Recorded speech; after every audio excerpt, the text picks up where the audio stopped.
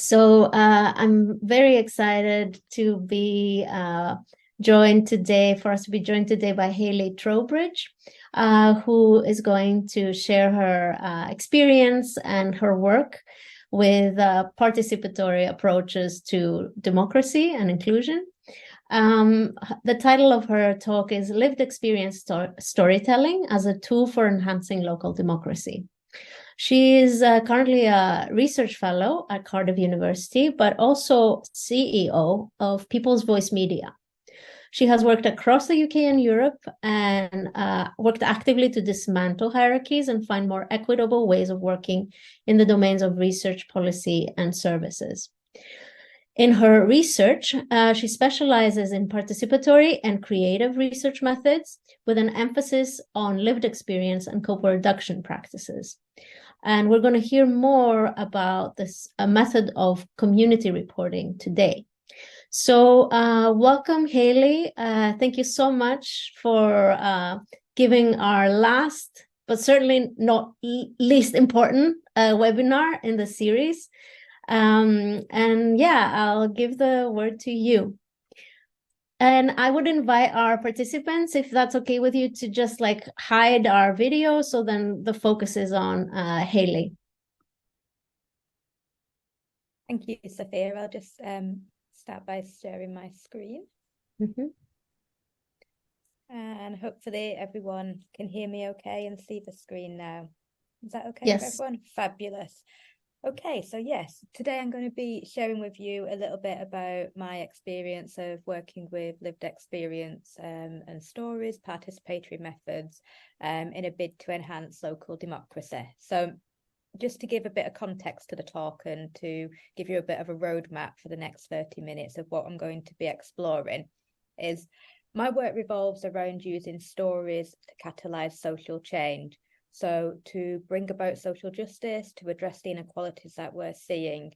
And what I wanted to do today is draw upon my experience of working with a particular method of storytelling called community reporting, which I want to share with you how we've applied it as a tool to support local decision-making in services and democracy across Europe over the last 4 to 6 years. So specifically, I'll start with giving you a bit of an introduction to what I mean by lived experience and what the community reporting method is, just to give a bit of context to the talk. I'm then going to present 2 case studies. The first on a European project that looked at storytelling as a co-creation tool within services, so helping decision making within local services, and the second case study looking at storytelling as a tool for looking at the future for local democracy. And then I'll conclude with a few reflections on working with lived experience and a bit of a call to action before we move on to some questions. So, lived experience storytelling, what is it?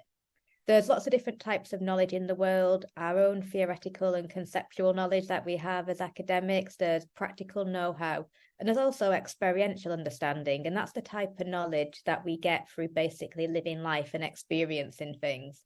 And stories, whether they're written, visual, spoken, they're great learning tools, and throughout society's ages, stories have often been used as a way to help us pass on learning, helping us to understand and make sense of our world, allowing us to see different perspectives from people potentially who are very different than us, and also they provide us quite nuanced insights into different social phenomena.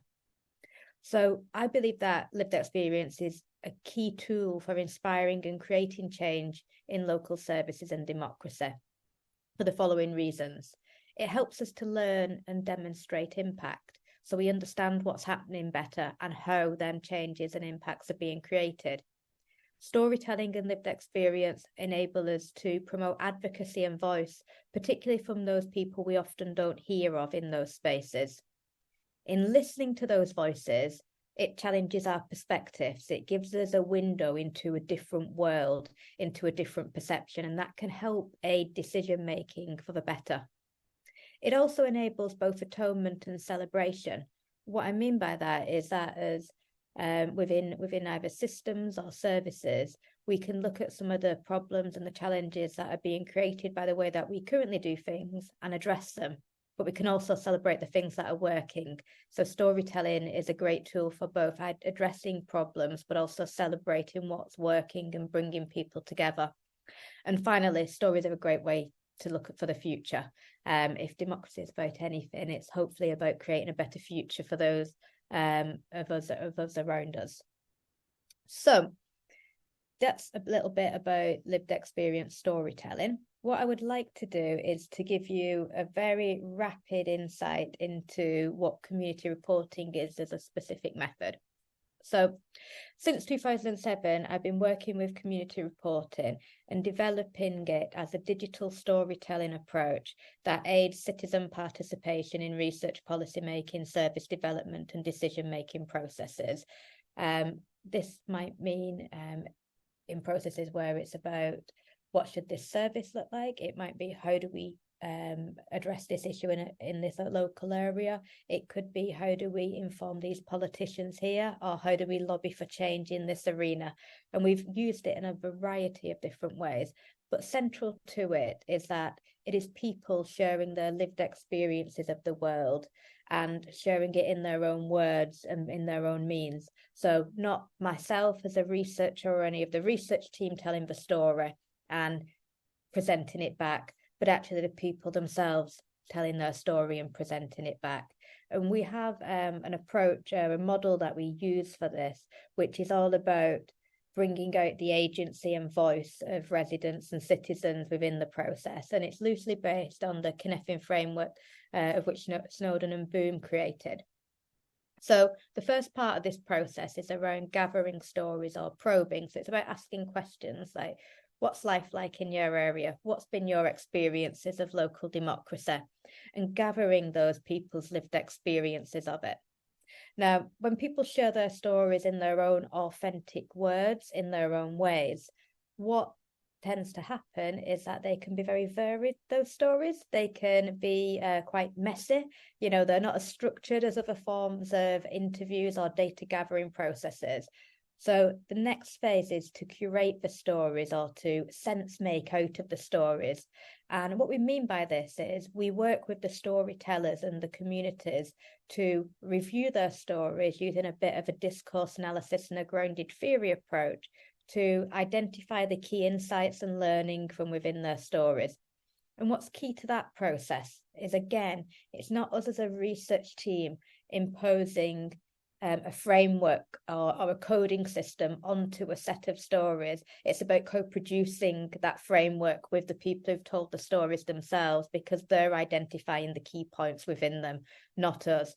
And as you'll probably see, a lot of this process is about shifting the balance and the power between the people who are being researched and the people who are the researchers, and kind of shifting that power dynamic around.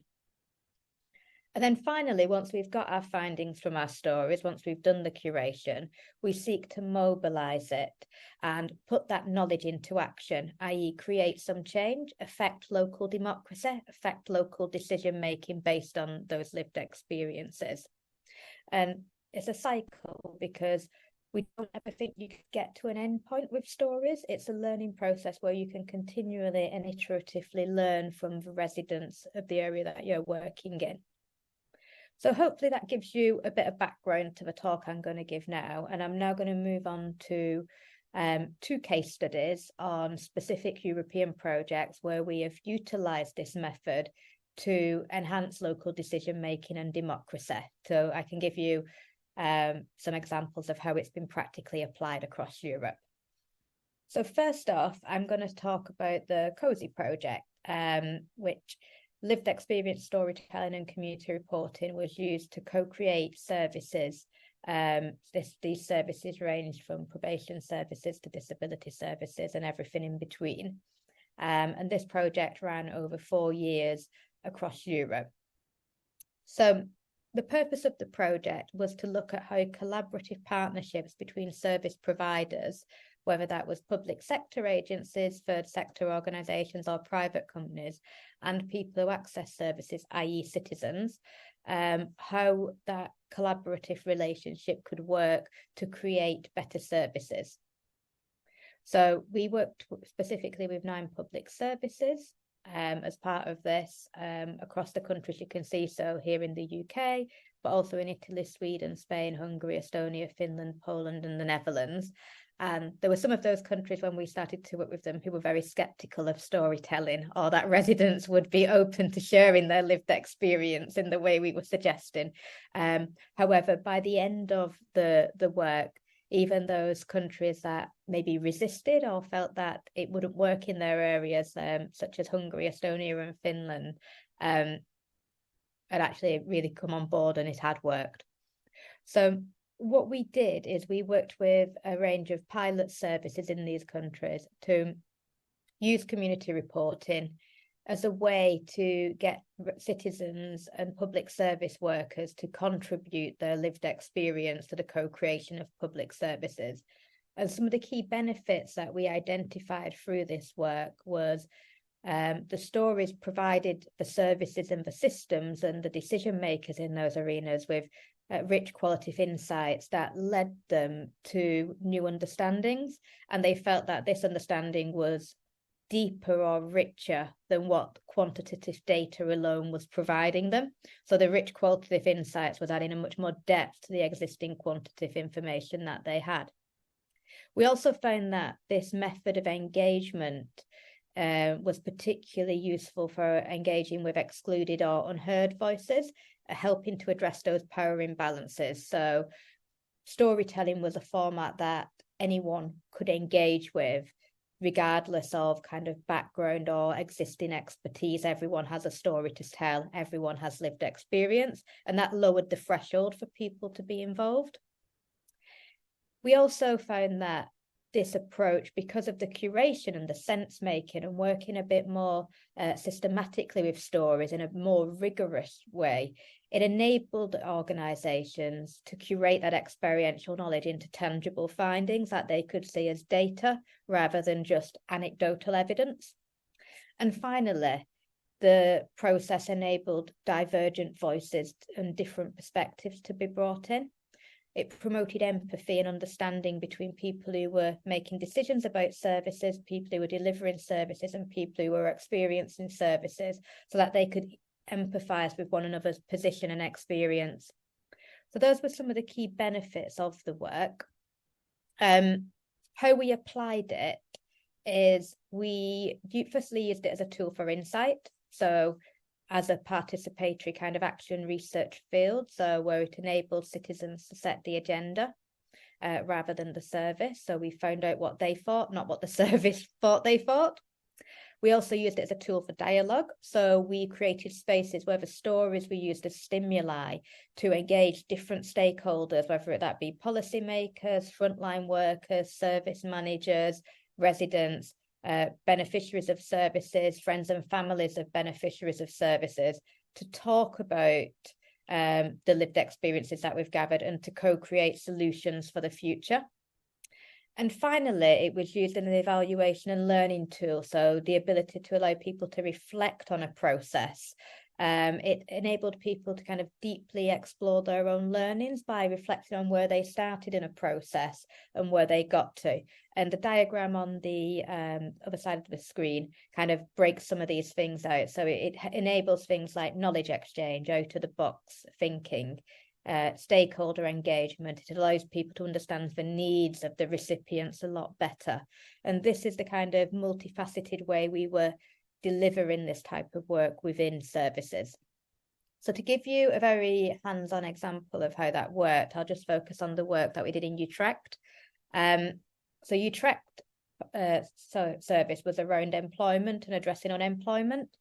What they'd identified is that whilst there were jobs available in the municipality, in the Utrecht vicinity, there was also high levels of unemployment. So their initial assessment of that data led them to the conclusion that there must be a skills mismatch. So the people who are unemployed mustn't have the skills for the jobs that are on offer, which seems like kind of a logical thing to come to. However, upon doing community reporting with them over a process of about 8 months, where we trained some of the pilot team, including Jessica here, who I'll play a video clip from shortly, who's one of the lead policymakers on the pilot project, We trained them in community reporting, and they began to gather stories of people who were unemployed, and also those who had been long-term unemployed and recently gained employment. So we gathered stories with them, and we worked with them to review the stories, identify the key insights with them, and then they delivered a workshop with employment services and people with experience of unemployment to co-create solutions. Through this process, they found that it wasn't a skills mismatch that was the issue. There was a lot of other deeper rooted problems within the system that was preventing people from getting to jobs. And they heard from stories from people who had recently migrated to the Netherlands. They heard from people who had experienced homelessness and the different kind of intersectional kind of challenges that are going on, as well as the issue of unemployment in people's lives.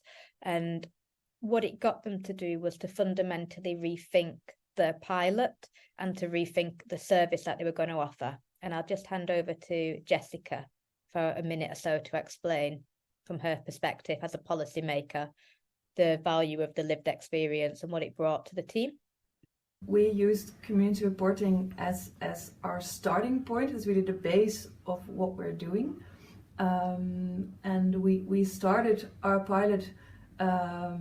It's about connecting job seekers to employment in what way or form.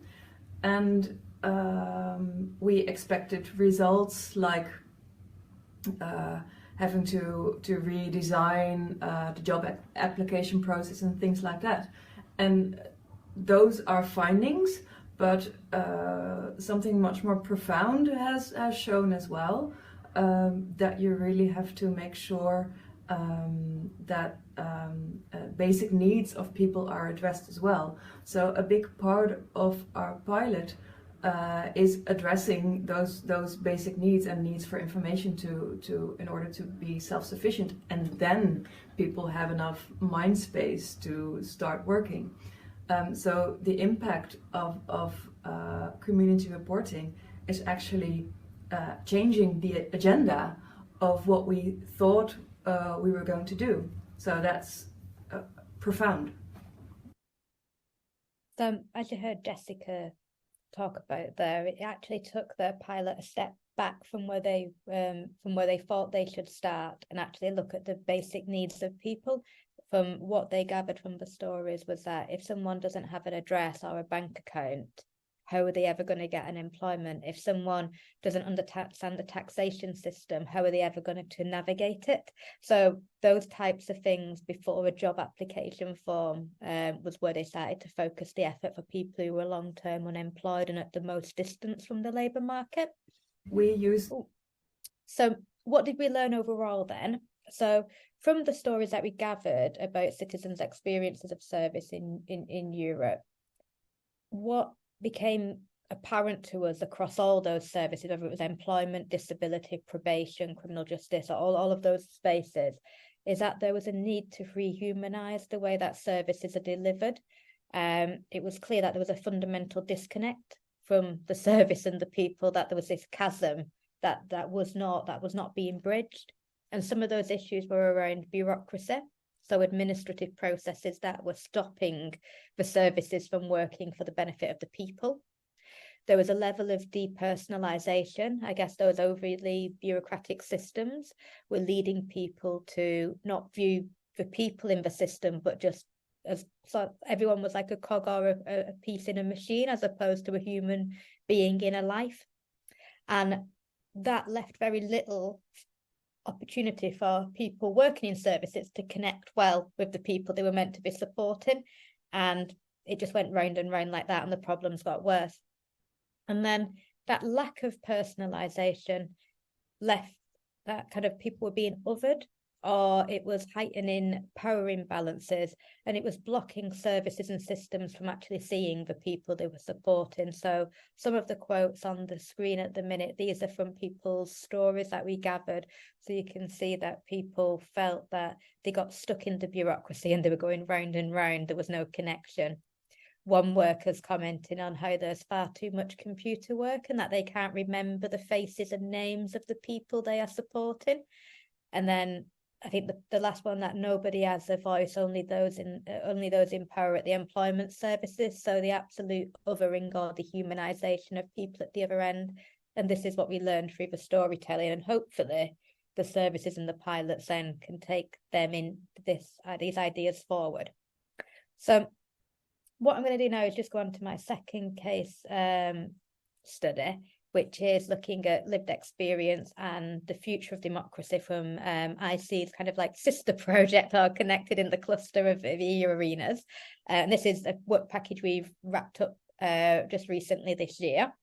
So just a bit about EU arenas. So this is probably not new to you all, I think, on this seminar, because we're part of, most of us probably part of the same call. But basically, democracy is being challenged across Europe at the minute. There's exacerbation of the deep-rooted social and economic inequalities, and where there is inequalities, there's evidence that there's lower social and civic participation. Where there's higher rates of income equality, it leads to lower voter turnout, and we're kind of seeing all of these patterns playing out in Europe.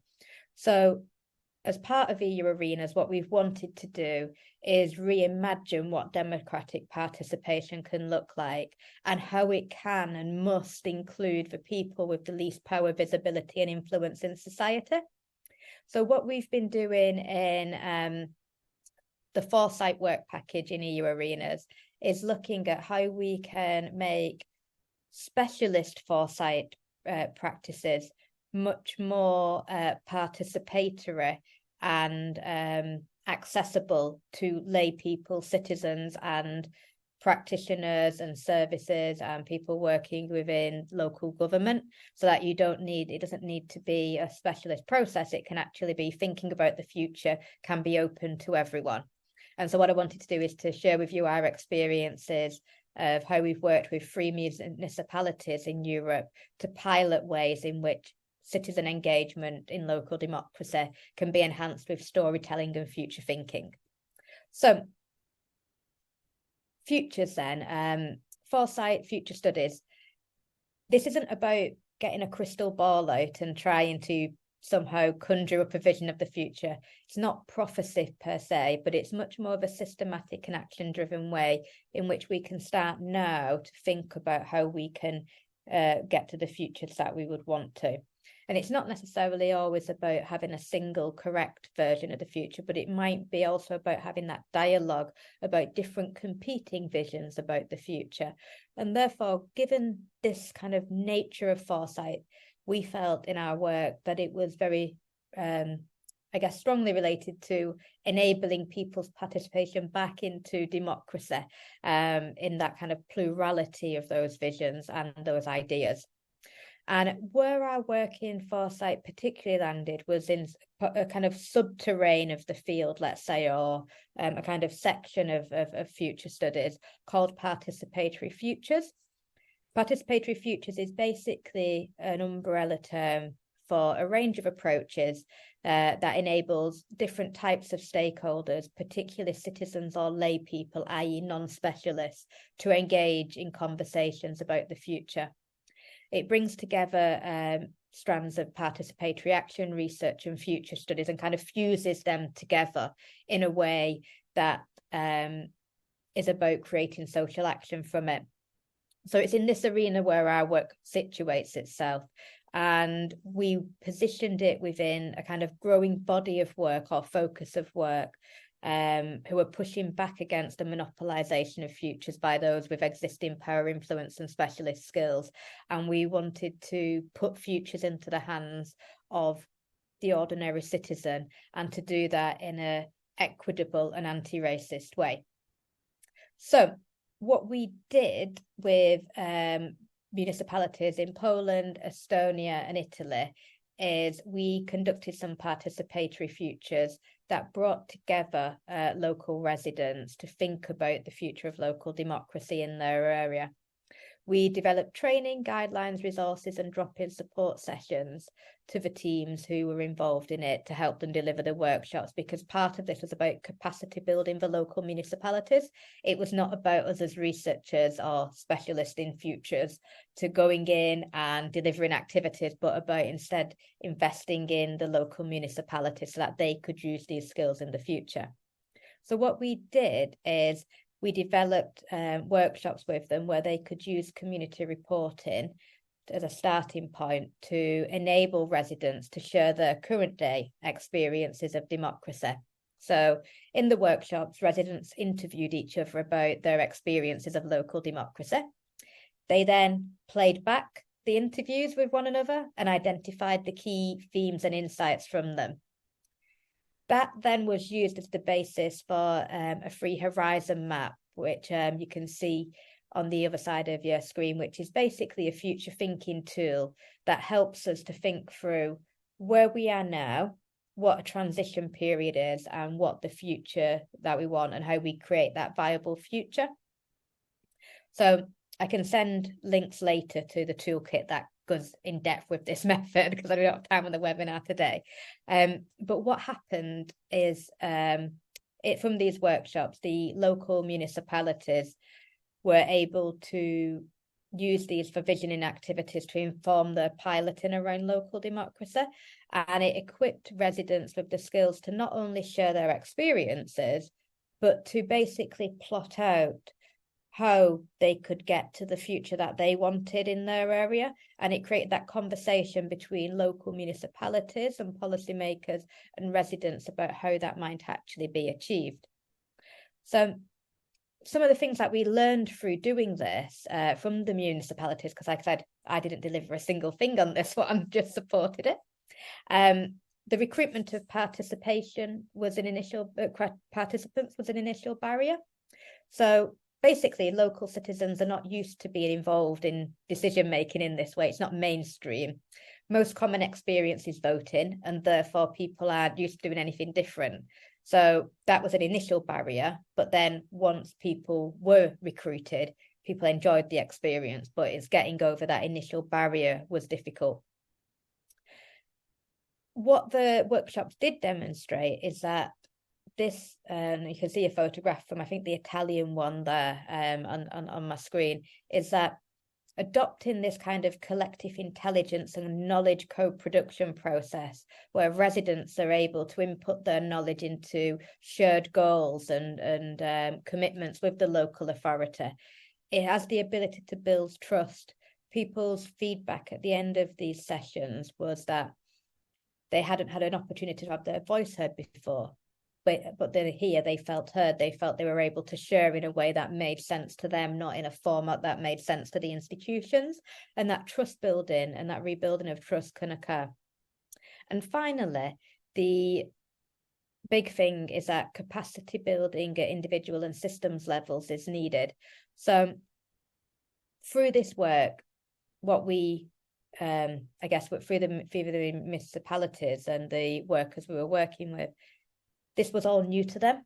Futures hadn't been a part of what they were doing before. This type of storytelling and work with residents wasn't underpinning their work beforehand. And so there's a need, if we want to truly democratise futures and to involve citizens in thinking about the future of their democracy or other issues, then what we need to do is build capacity within the systems and the people in them to deliver it in a sustainable way, so it doesn't just end up like spot projects like this when you have specialist skills. So just the final concluding thoughts and calls to actions. So I will finish with some reflections on the challenges of working with residents, lived experience storytelling to try to create change within local democracy and local municipalities. And one of the biggest things that I come across in this work is in the system within the municipalities, there seems to be an unwavering commitment to business as usual. We often have to get people to question the way they do things. And often people think that because something has always been done in a specific way, that it means it always needs to be that way. And it's hard at first to get people to imagine the alternative ways of working. And we really have to push that, and we have to push back against computer says no. And instead of accepting can't do this, it isn't possible, we have to rephrase the conversation around how can we make this possible? And I think that's one of the key challenges, is that this work is not mainstream. This work is not the standard or normalized. And you're competing against a very robust system who has its systems in place and its processes. The other key challenge that I experience is a bias towards certain types of information or data, and quantitative data is one of those, is one of the things that people really value. Certain forms of data are seen as being hard or proper data. Stories are seen as being anecdotal, soft and fluffy. And I think what we really need to move towards is an understanding of how we can measure things in different ways and measure things differently than what we're thinking at the minute. We should value what lived experience brings to the table, not what it doesn't. And the argument around working with lived experience stories is not that they should be used as the only form of data, but that they should sit alongside all the other different types of data that you have when making decisions in an equal way. So therefore, again, we need to develop that capacity in individuals and systems to work with that type of knowledge, because again, it is not the norm. And then finally, there's the challenge of established negative engagement methods, is what I would call them. The work that we're doing here with lived experience stories, it's all about connecting with people. It's about relationships and trust and building understanding. It's not a short-term win.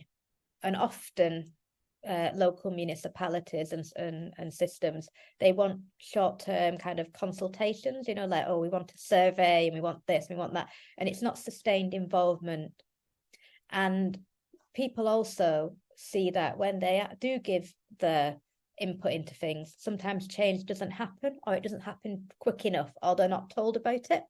And so one of the challenges when you're working with citizens is they will come probably with negative expectations of what you're doing because of past activity. And therefore, we need to really think about that and overcome some of those, I guess, established negative practices and move towards the future. So final thought then is that this work, for me, the fundamental part of it is that it is all connected to power. And what we're trying to do by working with experiential knowledge and bringing citizen voice into democracy is to work towards fundamentally shifting that power. Now, that's a long-term thing, that's incremental, and that's not going to happen overnight. But whilst we're on that journey, it's important that us as individuals don't forget our own power, remember to use it, and open that door to the voices who aren't at that table in whatever ways that we can. Thank you.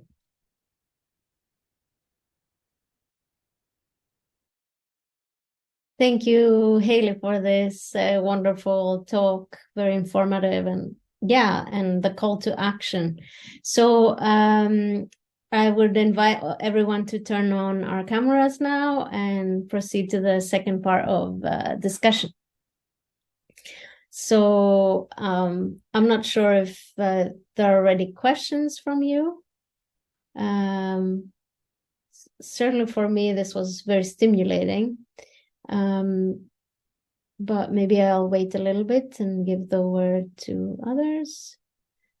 Well, if I may. Yeah, please, George. Thank you, Hayley. Very nice. Maybe just, George, maybe we can introduce ourselves to Hayley in case she doesn't know everyone. Right. I'm an undisciplined social scientist from the London School of Economics. What your talk reminded me of some work I did many years ago with some transport economists. And one project was building a tramway. And they had the plans, and there was a bit of resistance from the local people. And I remember walking the entire length of the tramway, knocking on doors. I drank more cups of tea in a day or 2 days than I've ever drunk in my life. And people were really staggered that someone was actually interested in their view. But what your final comment, I thought, or one of your final comments, was the bias towards the status quo amongst the authorities.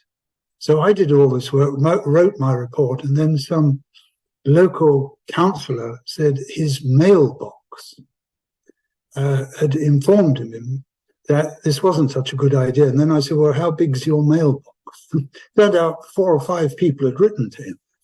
But I on a number of projects, it was very easy to get people involved, talking about it. We weren't doing the storytelling method, but the resistance was from the authorities, because you're upsetting the apple cart, so to speak.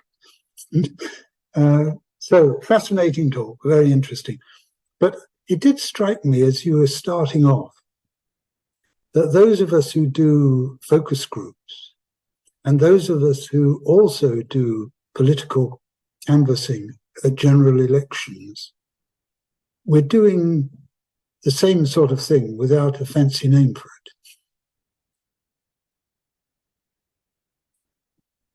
Thanks. So not a question, I'm sorry. No, that's fine to bring that in. Thank you, Jardo. It's always good. Well, it's not good for the cause that the experiences of the status quo wanting to always be upheld is not unique to me, but it sometimes feels good that you're not the only one who comes across the same challenges. So thank you for sharing.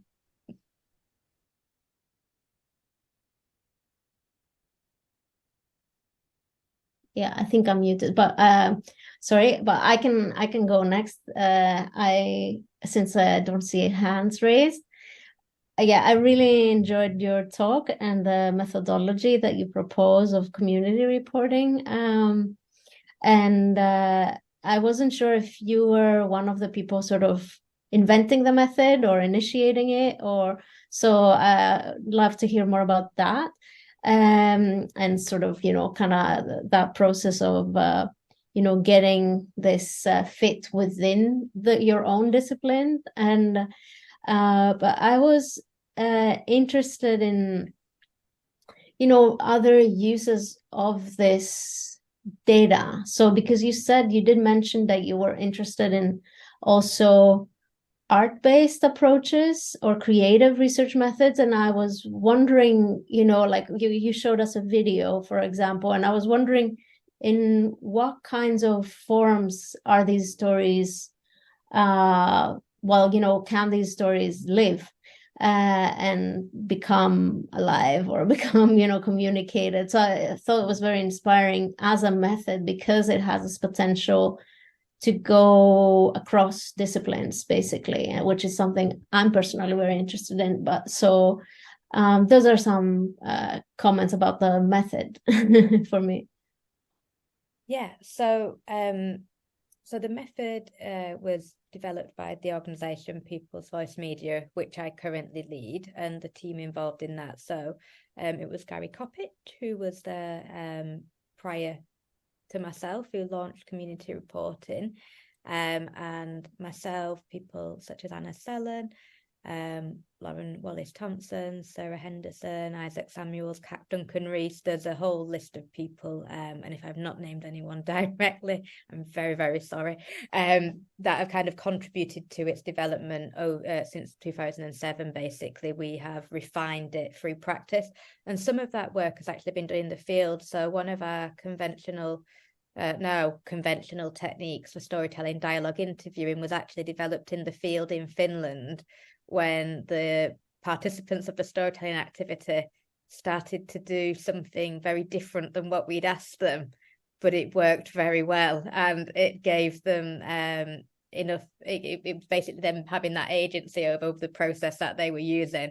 So we said, right, okay, let's tell other people how to do this and share that. So some of it has even come from the community reporters and the storytellers themselves, and it's very much an evolution. So I don't think I definitely can't take credit wholly as an individual, and I don't think anyone else within our movement would. So that's where it's come from. In terms of the creative kind of usages, so the stories are often recorded as audio or video or photographs with captions or multiple photographs. And we have done in some of our work, a range of more creative outputs or things from them. So one of our current pieces of work, we're looking at recent experiences of migration in Northern England, and people who have recently migrated to different cities within the North have shared their experiences, and these are being created into an audio soundscape with an accompanying animation that is being co-created with the storytellers, so like a short film.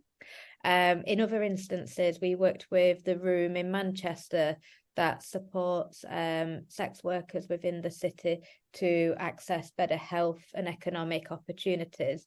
We did a storytelling piece of work with them and other practitioners around what stops people, the people that they work with, from being well, and they were transformed into a visual art exhibit. So they worked with a visual artist, to create collages that went on display based on the stories, and then the stories were used to inform a piece of theatre, a piece of legislative theatre that got service leaders from the health services in Greater Manchester to come and watch the theatre. And then legislative theatre, it's like forum theatre, but basically it pauses at various moments in the play, and the audience can interject and ask them to act out different scenarios, to look at different solutions to problems. So the stories are kind of like the root or the catalyst of everything else. But yes, definitely there's lots of everything from audio, visual,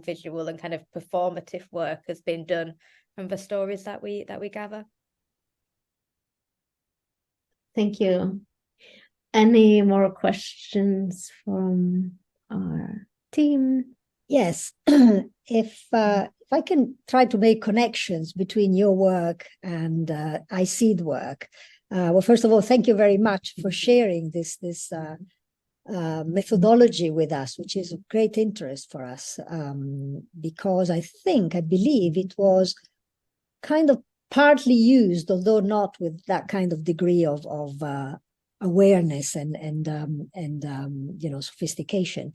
And I'm glad that Céline is here, because I'm referring to the pilot in France, right? There was a run. The experiment here was done on this possible idea or policy to, well, Céline, correct me if I'm wrong, to try to turn off the lights in cities at night, right? So how people would relate to that. And part of the methodology here that was followed was to ask people what their relation with light and darkness is, right? So a whole series of stories were collected about, individuals and how they actually relate to darkness.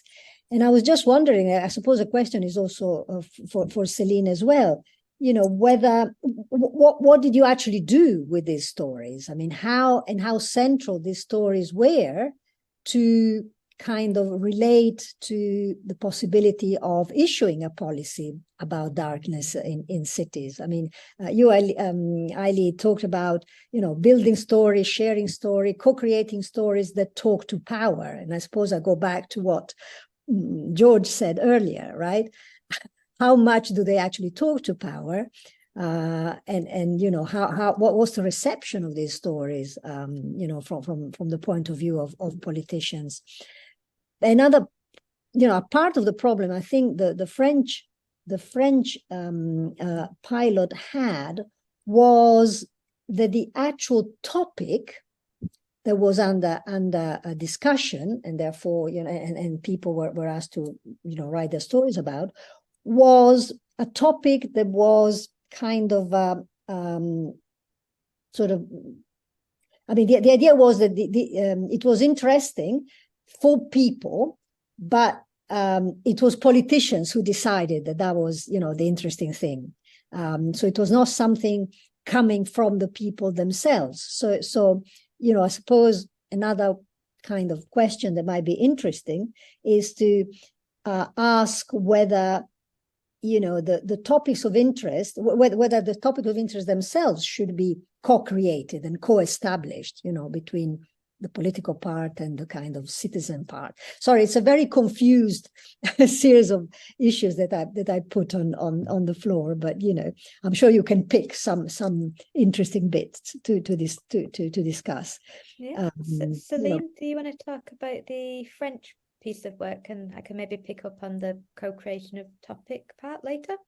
Yeah, about these stories, actually we had a protocol to collect data on how people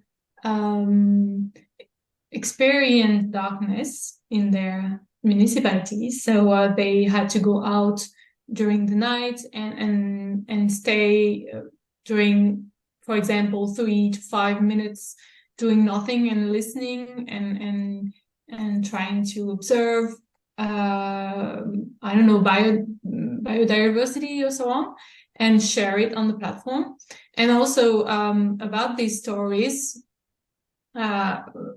we ask also people to share a memory on linked to darkness, but a memory of their childhood.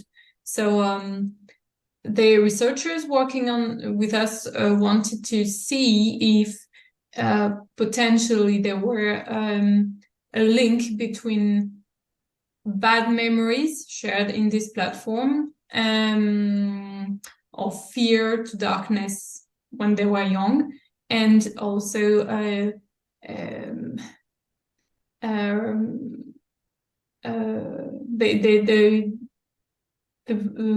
how to say that, if there is a link with this and the fact that they was against turning off the lights during the night. So it was an experiment, and we tried to collect all these stories and also data on what how they perceive darkness in the city.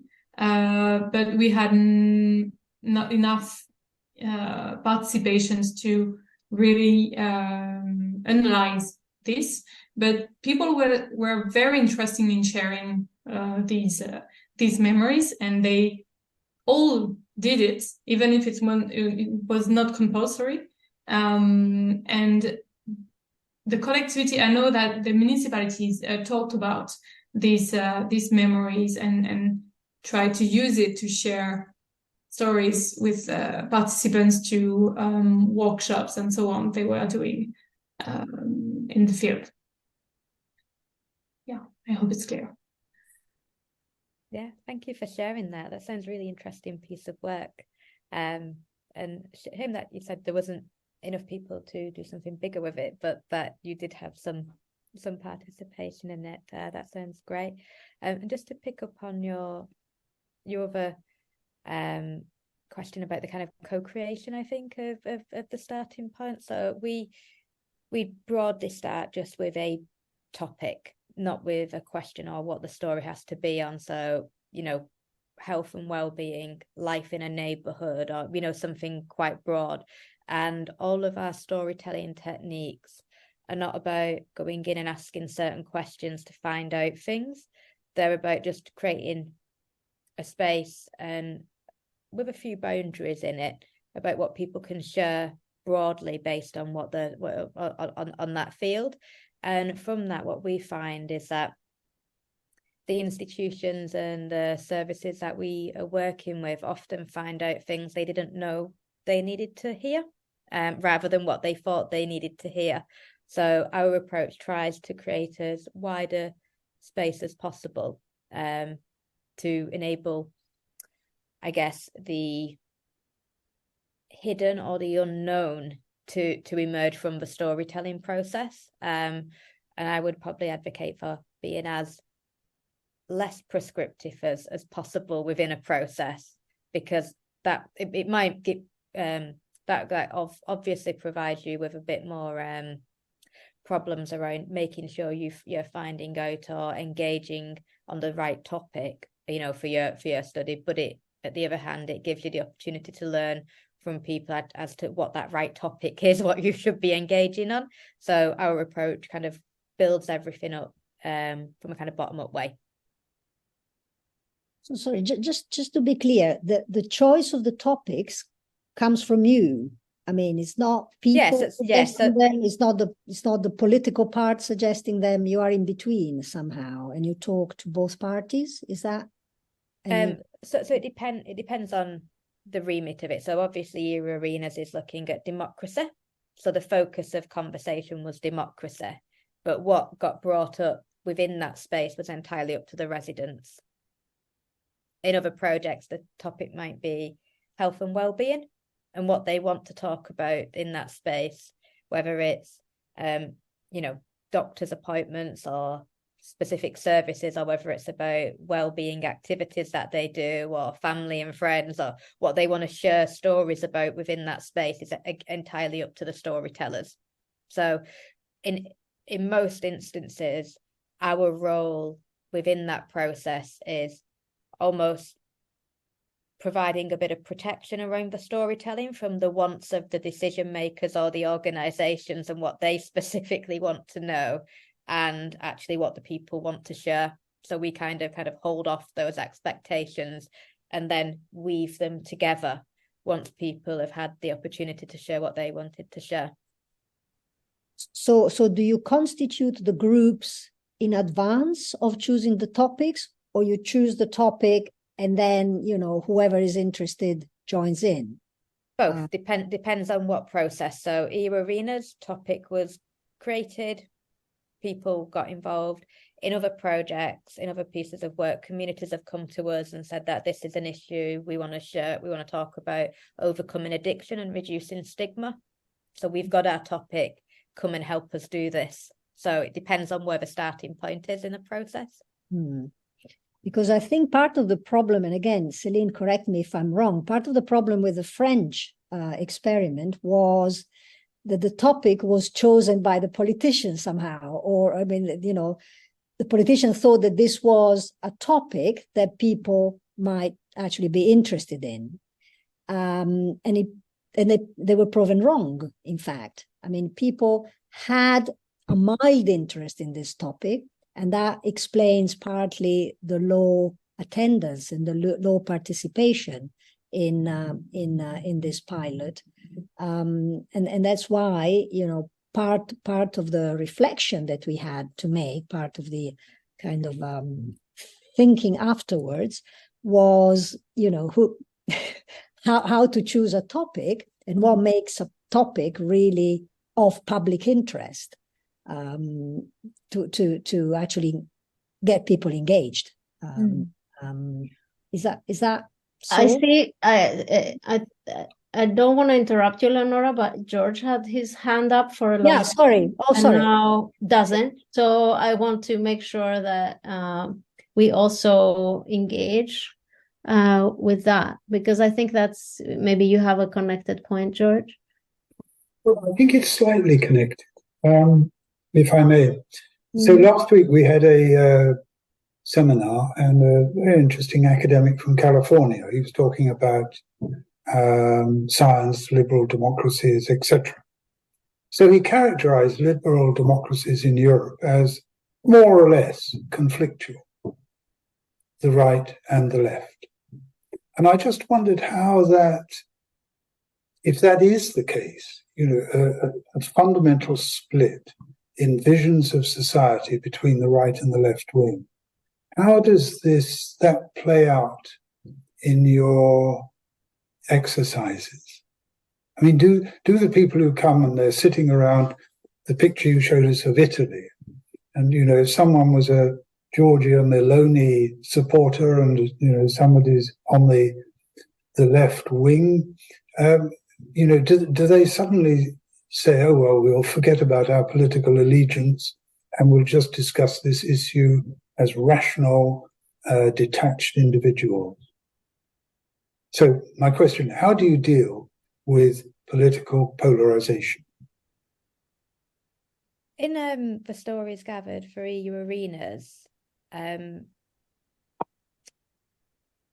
don't think that polarization would be something we would say was a key finding in all the stories and experiences of democracy when you're talking about residents' lived experiences. So because that's what we deal with, not with people's political thoughts or what with media representations or what politicians saying. We're dealing with people's lived experiences of decision-making processes and democracy. And I must say that hasn't come up as a kind of so much as a binary. Other things do. I think that power is massively key. So people feeling unheard, people not having a mechanism to affect change, all of those things come up, but I don't think they're right or left issues in terms of that kind of real binary. I'm not saying that doesn't exist. I'm just saying that didn't come up in people's lived experiences of democracy, which is interesting, that people's experiences of things might be different than our conceptualizations of how things are. Secondly, I think the point what you said about the point what you made about rather than just people with different political perspectives, there's people with different perspectives of all kinds, not just left or right politics come to our work. So that might be different perspectives on how health services should be run, or what personalization means, or lots of different things. And that was one of, if we go back to the Cozy project where we was talking about co-creation, that was where stories and asking people to listen to one another's stories is actually a really effective mechanism for not building consensus, because our aim is never just to get some false consensus by the end of a session, because it would be just that, false consensus. But in actual fact, our aim is to create understanding, not necessarily agreement. And with stories, they enable people to see different perspectives, or how a situation has affected a person who is different from them, who has stood in a different set of shoes from a different set of angles. And what we do within that mobilization point, the kind of dialogue point, the picture that you saw from Italy, where people are talking about findings from stories, is we equip people with the tools to actively listen to one another first off, because all too often the problem is that people come with the things that they want to say and they want to be heard, but they don't necessarily have the same effort to enabling other people to be heard. And our kind of work deconstructs that's where we make it the priority that your role here is to hear other people, and if we all participate like that, we all get heard. So we have different mechanisms that we use to foster that, what we would call empathy and understanding, if not agreement. And that's how we handle it. It's not necessarily looking for consensus, because in those environments, and if there are polar opposite views, whether they're on a political perspective or any other perspective, they're not going to be resolved in a couple of hours of storytelling. But what we think we can do is to get people to understand one another's position a bit better and why they think that way. And then with understanding, that's the seed for people to be able to engage with each other. Thank you. I'm just going to interject here as well, and I'll just also share that as part of ISEED, we also collaborated and worked with an improvisational theater group, Gibberish, who I'm also a member of. And we did do some writing. It might be interesting for you, Hayley, on this ways of facilitating work and like using tools from improvisation theater to cultivate like active listening and acceptance, and this kind of principles of yes and in improv. And I heard you talk about forum theater and other formats. So I see a lot of resonances there. Yes, please do share those with us, Sophia. Yeah, I will. Other comments from our group here?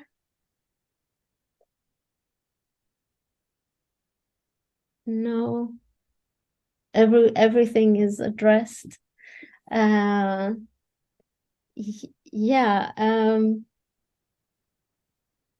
No, I think your work is really impressive and of course very relevant to us. So thank you so much for sharing your group's work and your own research. And we look forward to continuing the conversation within and outside the projects funded now. Thank you very So, much. yeah, if there are no more questions, then we can thank Hayley for her time and engagement. And yeah, wish everyone a happy holiday break soon. Okay, thank you very We much. do have a meeting. We do have a meeting on our policy briefs. I'll interject. Okay, but nice to see you all. Thank you, everyone. See you soon. Thank you. Thanks, Thank guys. you. Thank you. Bye. Bye.